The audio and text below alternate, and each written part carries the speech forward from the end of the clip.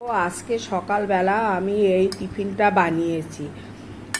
ভাবছিলাম কি টিফিন খাবো, আটা ময়দাও এখনও কেনা হয়নি, সবে তো প্রীতমের এখানে আসলাম।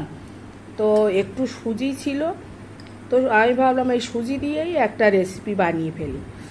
তো আমি কড়াইতে অল্প একটু সাদা তেল দিয়েছি, মানে কয়েক ফোঁটা, তার মধ্যে পেঁয়াজ আর লঙ্কা এই দুটো অল্প একটু ভেজে নিয়েছি।